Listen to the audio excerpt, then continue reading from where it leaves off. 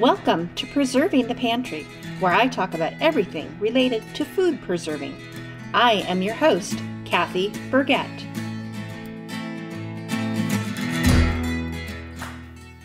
Hello, everyone, and welcome back to the pantry. We are going to be talking about how to can carrots today. Now, if you listened to the last episode, we talked about how to know whether you use a water bath canner or a pressure canner. So if you haven't listened to that episode yet, make certain you go back and listen to that. Carrots are a low acid item, so they have to be pressure canned. They are one of the easiest items to pressure can, though. What I really love about canning carrots is the carrots are perfectly cooked. All you have to do is take them off the pantry shelf, open the jar, drain off that liquid, heat them up, and you've got carrots ready to eat. They're perfectly cooked all the way through. I also like to add the carrots to items like my stews or soups, or I even use them because they're so perfectly cooked. I open them, drain them, mash them, and use them in my carrot cakes or carrot cookies. Both of those recipes call for cooked carrots. I have just eliminated a step by using my canned carrots off the pantry shelf. We grow carrots, but we never seem to get enough or they never seem to get big enough for us to be able to can the carrots that we grow. We just eat them. But I do go to our farmer's market or a local CSA and get carrots from them, and I can those carrots. So for canning carrots, this will make 8 pints of carrots, which will fit easily into my pressure canner. Now, check your pressure canner before you decide how many you're going to make to see how many yours is going to hold. You'll need about 4 to 6 pounds of carrots, canning salt, and canning salt doesn't have anything in it, so it allows the liquid in your can of carrots to be really nice and clear. If you use table salt, it may get a bit cloudy, so make sure you use canning salt. And then the final item you're going to use is boiling water, and that's it. That's all you're putting into these jars of carrots. Carrots, salt, and water. And by the way, the salt is completely optional. So if you don't want it, don't add it. The first thing you're going to do is get all your jars and equipment ready. Then wash and peel your carrots and wash them again. And when I say wash, you're rinsing under cold water really well, getting any dirt residue off of them. You do want to peel your carrots. Now, I love a good homegrown carrot, just washed and eaten just like that without peeling. When canning and leaving that peel on, the peel may get a little bit tough and fibrous on the carrot itself. So I like to remove it. So you're going to start wash, peel, and wash your carrots again. Then cut your carrots into your desired shape and size. So again, this is really up to you. I tend to do a variety because I use them for different things. I cut them into thick rounds, about, maybe just a little less than an inch thick, diced, and then I also like them in spears. So depending on how you're going to use them or whatever you like, whatever your preference is how you're going to cut those up.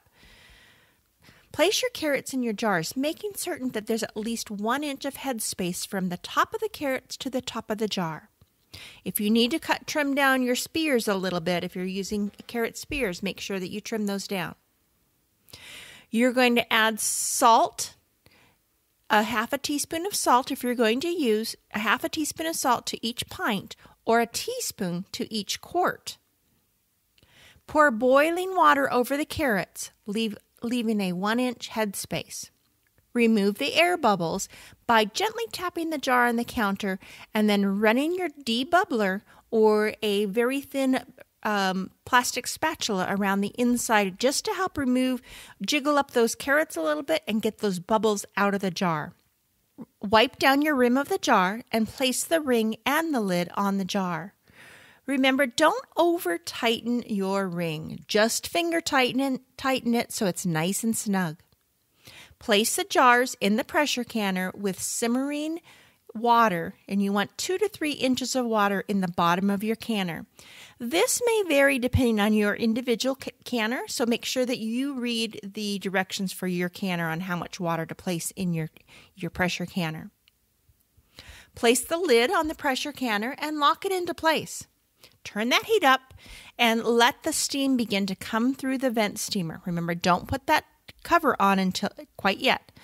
Once the steam begins to come through, time it for 10 minutes, and after 10 minutes, place the vent cover on it to stop the steam. Then you'll begin to watch your pressure. You want 10 pounds of pressure at sea level. If you are above sea level, you'll need to adjust your pressure. And I have a chart that explains exactly how you need to adjust. I'm at about 2,000 feet above sea level, so I need to adjust my canner to 12 pounds of pressure. Once you reach the desired pressure, you're going to start your timer. Pints will need 25 minutes and quarts need 30 minutes of processing time. You want to make certain that the minimum pressure is maintained during this processing time. So don't let it go below whatever you're supposed to be at. So I don't let mine go below 12 pounds of pressure. Turn the heat off, but do not open the vent cover or the lid. Once the pressure has fully come back to zero, carefully remove the vent cover. Wait 5 to 10 minutes and then remove the lid. Allow the jars to sit in the canner for another few minutes. 5 to 10 is adequate. This will help prevent siphoning of the liquid from the jars.